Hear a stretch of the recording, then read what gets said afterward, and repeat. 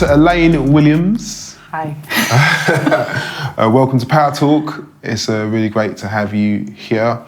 Tell us who you are, what you do, all those wonderful things.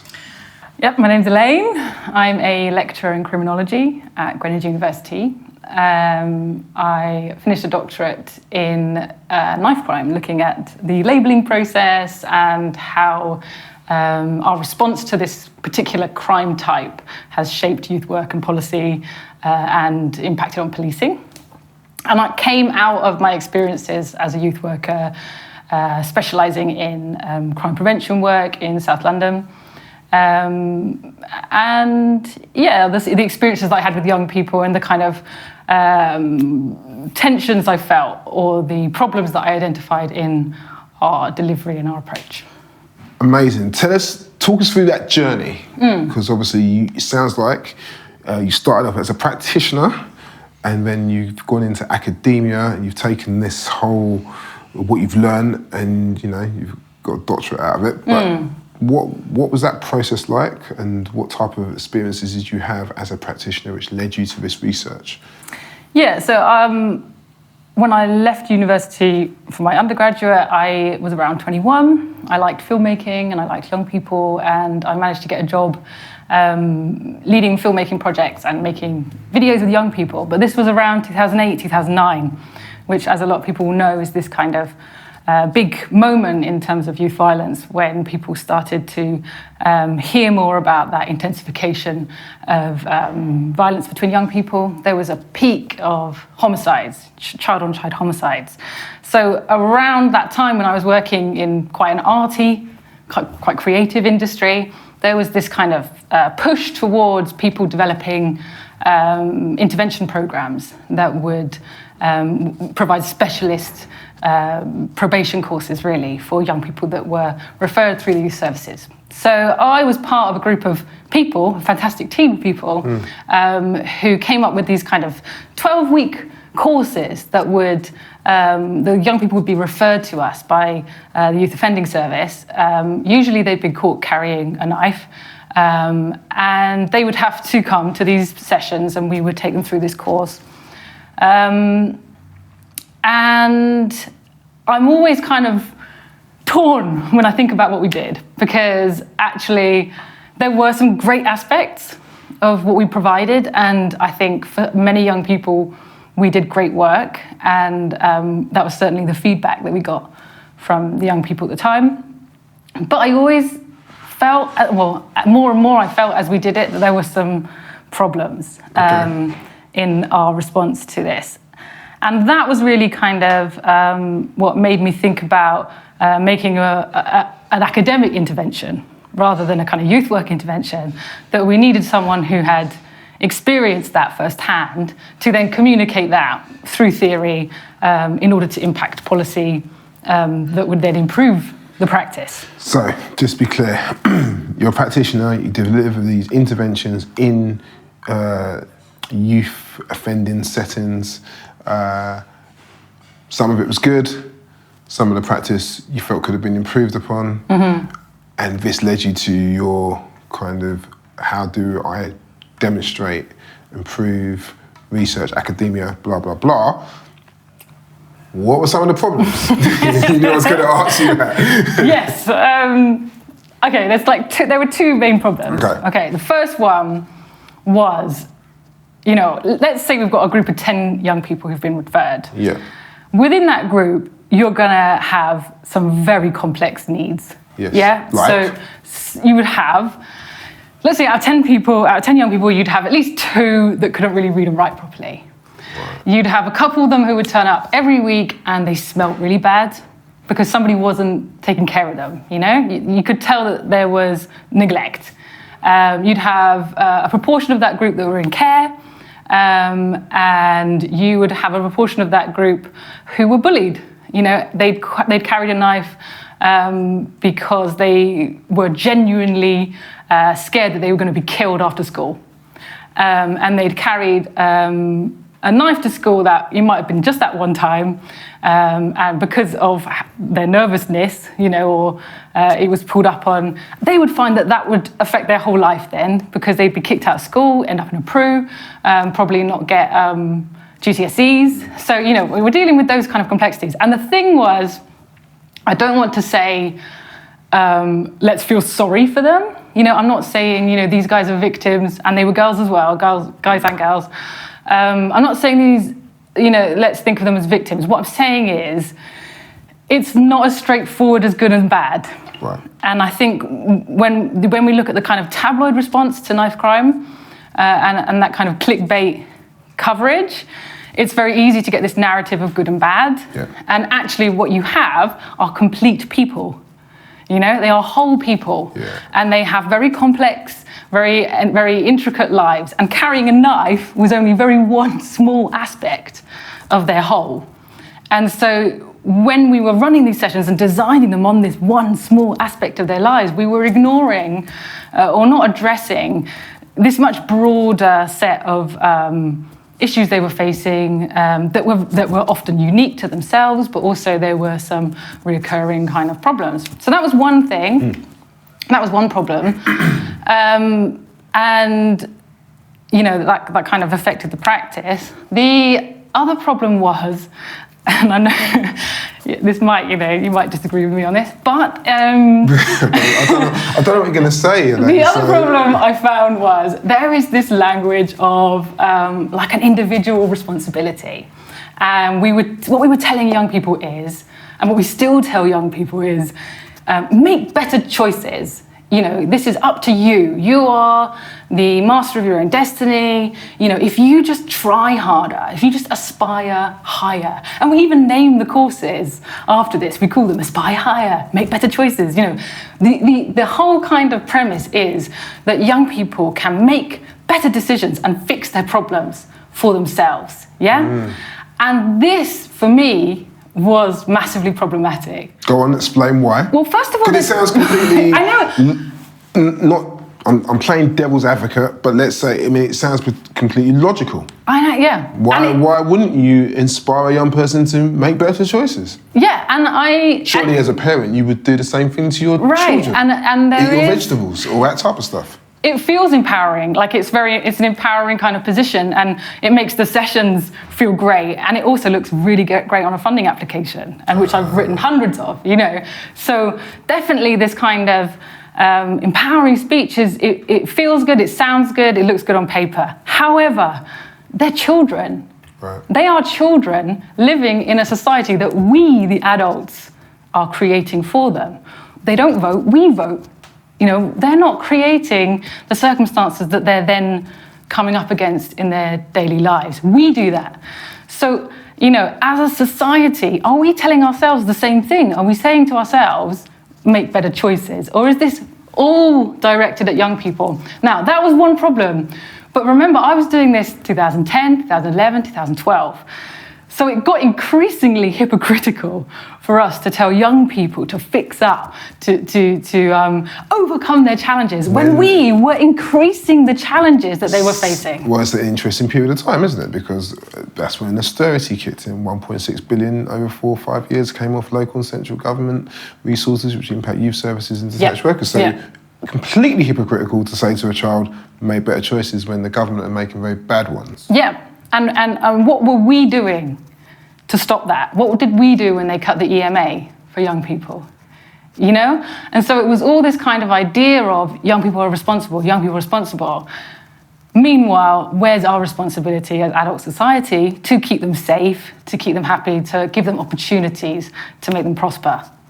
Yeah? So this was the massive problem for me, that we just kept perpetuating this. And I remember, we had this session where we would build up the momentum. We would tell them all of these things, that they can change. And then we would end it with this big question. We would say, are you part of the problem or are you part of the solution? I know you remember this, because, these are the kind of things that we tell young... This is the I'll tell you a bit like, no, I don't remember that. I do remember that. Because this is, as youth workers, this is classic youth work. Yeah. We would say, are you part of the problem or are you part of the solution? It's supposed to make them go, I'm part of the solution. Well, ask ourselves the same question. Yeah. If I keep producing this narrative of individuality and telling young people, take control, it's up to you, you decide, am I part of the problem or am I part of the solution? Okay. So I had to do something. I had to make a break from that and to say, well, let's look at this slightly differently. Okay, and how did you look at this slightly differently? Yes. This is it, because what you basically just explained is historic youth work. Yeah. So to fly in the face of that, to come up with a different narrative, is not easy. So what did you do? It's not easy, and especially around such a subject that you want to take very seriously, and you want to be seen to be acting urgently. And I think the problem for me was, how do we investigate this in a different way without being insensitive to the issues and taking a step back and slowing down our analysis? So that was kind of the problem. But what happened pretty quickly was I noticed that when I was searching the history of knife crime, we just started using this term very recently. Like, it's quite a millennial phenomena. We started talking about knife crime around 2002, 2003. Before that, we never used the phrase at all. So that kind of took me back to the beginning to say, when did we start using this phrase? Why? What was going on at the time, politically, socially, and how do we define it? So that was the first step, and that revealed quite a lot of things. One was that we used this very broad set of data to define knife crime. So we often throw in there like domestic violence, adult violence with knives, adult violence with bottles, adult violence with screwdrivers. So we have this very broad source of data, but when it comes to actually applying that, there's a very narrow group of people that we assign it to, namely young, black, inner city males. Shock horror. Shock horror. So what a surprise. So, it doesn't, actually, when we look at how knife crime is defined and used, there's a contradiction from the start. It doesn't really make sense as a term. But what happens after it's kind of defined is it shapes the whole conversation around a knife culture. So knife crime and knife culture sort of come into use at the same time, and it becomes a way to signal certain stereotypes, certain understandings of criminality that are age-old. We all know how wrong these are. But like knife crime equals young black man in inner city. And that the cause of that crime is in their blackness, is in themselves, and that there's a cultural problem in that sector of the community, whether it's like dysfunctional families, absent fathers, all of these kind of tropes, these stereotypical racist tropes come into play through the label without actually having to say all the racist stuff. Right. So you can just say knife crime, knife culture, knife crime, and you mean all of that stuff. Wow. That's not fashionable anymore, it's kind of not politically correct. But you're still saying it, you're just using this new language of knife crime and knife culture. So the first part of the research was to kind of dismantle that. Then you say, okay, so if this phrase has... And so, just to cut you, this isn't new though, isn't it, where we take a phrase. So I remember chav. And that was people saying that, and people saying it in government circles. But what you really meant was white working class men. Or white working class women. So the idea that a label can actually mean something completely different or the elephant in the room. That's not a new thing, is it? We did it with gangs, and I think we still do it with gangs, but in a sense, knife crime has been more sly in because I think gangs is a word in itself. Knife crime sounds quite matter of fact, crime with knives. It's kind of got this kind of descriptive element, which has concealed some of the ways it's worked on our imaginations for decades. And so I think there is a kind of, people know that language is dangerous, people know, but it's about when do we stop and recognize it and make those changes in the way we talk about things. And also we've got to be careful with what they're replaced by, because they have this, they have this way of, replicating themselves with new terms. I mean, I won't go into it, but, we will shift on to something new. There will be a new thing. It's interesting, like, if you take something like county lines, That's a new phrase. That's a new phrase, which is something which has been going on for years. Yeah. Child exploitation is kind of like, well, that was a term which is not a new term, but Yeah. it keeps like reinventing itself and basically means the same thing. So what what did you find? Well, what I did was I thought, okay, if we don't talk about young people, Right. if we don't talk about that act of knife crime, and we talk more about the context of the historical, economic and political context in which there has been this intensification of violence between young people, if we look behind the label, put the label over there, have a look behind the label, what was really going on in 2000, the beginning of 2000, what were those sociological changes that happened around the turn of the century and in the decades that followed that have caused this, intensification of violence between young people? And there were some interesting... What was going on at the turn of the century? First of all, what was happening? I interviewed a load of youth practitioners who were working at that time. So it wasn't like I would have the answers to this. It was people who'd been working with young people who would know, people who were living in those communities would know. So some interesting things came out. First of all, there was this fragmentation of our communities. And I looked specifically at South London. This is where I kind of focused my interviews. And there was this change, and we cannot separate that from gentrification. And that's a kind of uncomfortable conversation for many people to have. But we need to think about the fact that the 90s, we had sort of areas that identified collectively, but they would be borough-wide. So we would have the whole of Peckham didn't like the whole of Lewisham. And there were scuffles. The whole of Southwark. Yes. Didn't like the whole of, you've got to get out. Sorry. You've got to get Let's go, sorry. Southwark. Both areas. I was thinking it's the Peckham Boys. So let's say Peckham Boys had this massive area that they had a collective identity and sense of belonging. And then you had Ghetto, which also had their own kind of sense of belonging. And there were scuffles in between, and there was kind of sneaking over to here to write Peckham Boys on a bridge in Lewisham and sneaking back again, So there were these kind of conflicts going on. What happened in the 2000s was the generation that were kind of owning that conflict passed it down to the generation below them, which fragmented into tiny pockets of named collectives. So suddenly, we're not just dealing with borough versus borough, we're dealing with, let's just put it in council talk, wards versus wards. Exactly. So you've got these very localised groups of young people who cannot travel anymore safely in their own borough or in their own area. And this obviously increases the likelihood of violence in their everyday lives massively. So it wasn't just that intensity was increasing, but the frequency of altercations between groups was going up, and the incidence of violence along with that. Now, the house prices were going up. People who had been elders in these communities were moving out because they could no longer afford to stay in the area. Policing was increasing in these areas that were trying to make these areas safe for the newcomers. There was a lot going on in this kind of period. There was a political move towards home ownership rather than council houses. So this broke up communities. So this fractioning off wasn't just what young people were doing, it was happening across society in these suburbs. These suburbs were becoming fractional. Wow. Yeah. So clearly, because there is fragmentation of communities, I mean, interesting you said about the passing down. Some of that wasn't just a case of, like you have rites of passage. Some of it is that these guys have been removed through death or prison.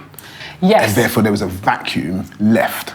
There was also increased deportation during that period. And so you would take influential elders out, and there would be a power vacuum while people tried to reorganize those informal hierarchies. Right. And that causes increased violence between groups as well. So all of these things are going on, which we don't really talk about when we talk about youth violence. We don't talk about knife crime. Do we contextualize it in these changing sociologies and terrains, if you like, of urban living? Well, that is the question. So, Okay, because this is, for me, this is fascinating. And also why this is so important. For the listener, is because what you're doing very well is going behind the headlines and looking at the root causes of why we're in this situation. So going back to your whole, I'm really annoyed about the whole way that we do youth work kind of thing, and we need to put it on the young person to be the answer, and making better choices is a really bad name for a... What did you then discover? Did you find an alternative way of doing youth work which takes into account the change in sociological environment, the change in economic environment we're dealing with, the change in cultural environment, and also, you know, the increase and then decrease in policing? Is there a model? Yeah, that's the big question. Well, you're the doctor. I'm hoping you've got like the answer. Otherwise, I might as well do the PhD. I have some recommendations. Okay, recommendations. But you know, that's covered yourself. I like to stay, you know, in that. I like to collaborate and I like to listen, and so you know, I can make suggestions, but it's for all of us. So give us your top 3 suggestions. Top 3 suggestions. Well, first of all, one of the things we've seen in this country over the last kind of decades of while this violence was increasing is a deindustrialization of our whole nation. And we don't really talk about the effects of that in terms of worklessness. British Steel, even recently, is now all going pear-shaped. So, yes. Yeah, so I think there's a sense that children's well-being also depends on their parents' well-being. And if we want to increase a kind of stability and comfortableness or, you know, happiness, safety, it has to be across the board. We can't always focus our solutions on 16-year-olds and 17-year-olds because they are a product of the environments they are living in. And so it has to be everyone. We have to stop punishing poor people for being poor. Whoa. You know? Say that again. What a line. Say it again. We have to stop punishing poor people for being poor. And this is an ideological problem that our whole nation has. That it's almost this sadistic pleasure in making poor people suffer more, sanctioning them, bedroom taxes, sanctions for not turning up on time, this kind of criminalization of being poor, when we know that this nation committed to a financial system that isn't manufacturing, there isn't production, that the jobs were going to go. So there was always going to be, that this was a designed outcome of our economic system. There was always going to be unemployment. So if we're going to commit to this fiscal system of neoliberalism and this kind of, then provide for the people that will be workless, who you know will be workless because of this decision that the policies are making, So the first step is to acknowledge this, that there's nothing wrong with people if they're poor. They haven't done anything necessarily wrong, and it's not their fault if they can't find work, because there's a whole big structure that's making that very difficult. So let's make sure that people are comfortable no matter what hand they were dealt when they were born, by the luck of the draw, So that's across the board. Then I feel like this political conversation needs to happen with young people as well. So instead of talking about individualism, make the changes, do this, do that, let's talk to young people about politics. Let's talk to them about the economy and what has changed in this country over the last... But some people would argue that's happening. I mean, you've got young people parliaments, you know, when you talk to City Hall in London, for example, they do a lot of community events and they try and invite young people in. Is that not what's happening, or are we saying we need something different? Yes, but because of those structures being incorporated in the main frame, they become quite depoliticised. You're talking about a breakaway. Yeah, well, community politics and a collective activism, because part of my research was to take my research findings and present them to focus groups with young people. So I did 20 focus groups with young people all across South London, and I presented them with these kind of political histories of London, and they'd never heard of them. They didn't know about the riots in the 80s, they didn't know about the Battle of Lewisham in 77. No kind of collective memory of struggle or how working class communities have come together to defend their rights, their human rights. So they were really powered up by that. And actually, you know, if we can... That is fascinating. So the fact that there's a generation who do not have a shared history of some of the most significant parts and issues within our community and how the marginalised have battled. Yeah. And that is an intergenerational problem, isn't it? Like the elders are not connecting with the younger people, and that sense of pride not being there, they will then try and find something else. That's exactly what I was going to say, is actually if you don't provide this kind of alternative, empowering narrative of pride and self-worth, then it expresses itself in other ways.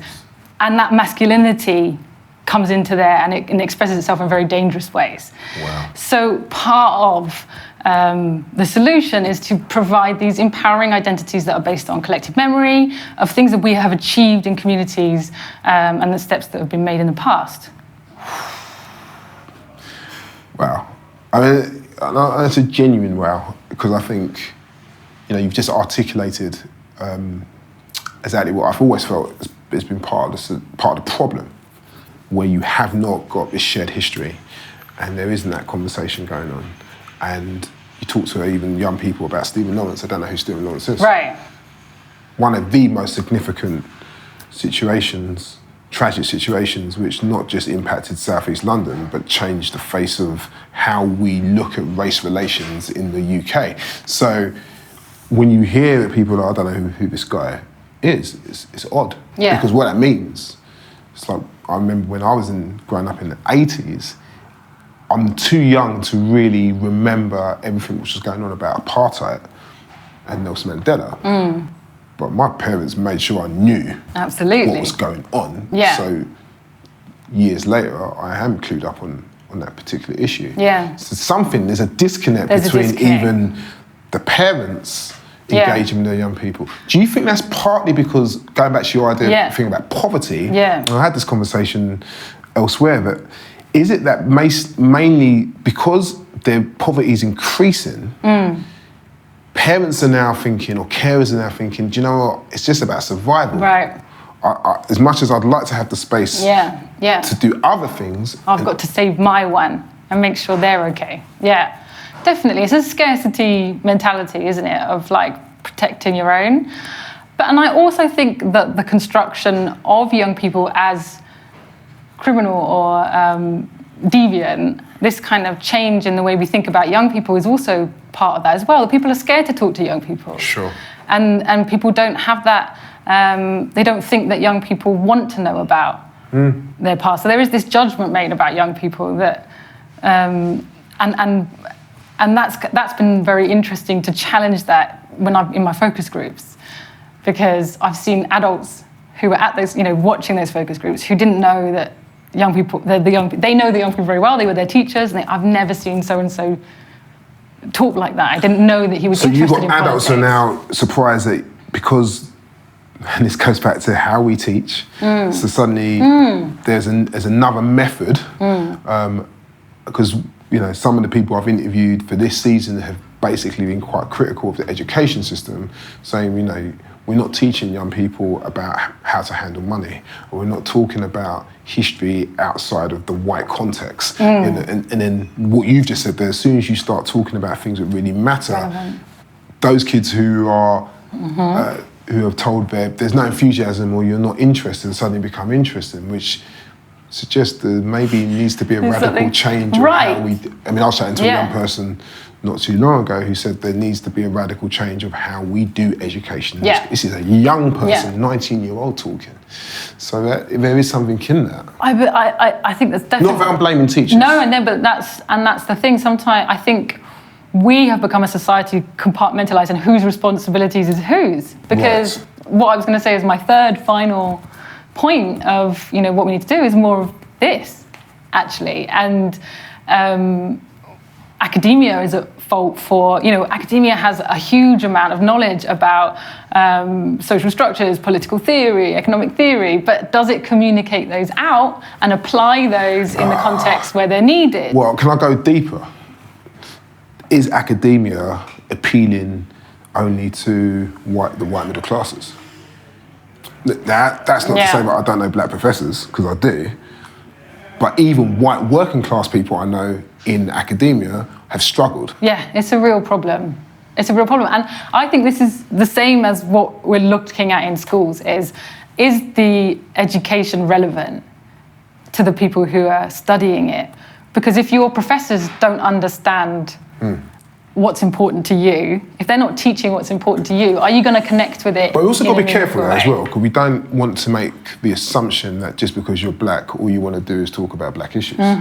So there's that flip side as well, where we're not a monolith. We can't be just like, well, you know, black man, black woman, we're going to put you in the race studies. It's kind of like, so there is a fine line, although I totally agree with what you're saying. Yeah, no, I agree. But you know, there's a culture in the academy that is exclusive and exclusionary. Yes. So even when you're not talking about race, there are social norms. There's still stuff you need to know about. There are things that are going to make certain students feel uncomfortable in that room, and that goes to the architecture. And you know, there's lots of things about universities that are elitist, and you know, because that's been their whole thing. Is you know, you come here, you get this kind of special piece of paper. So they kind of pride themselves on that.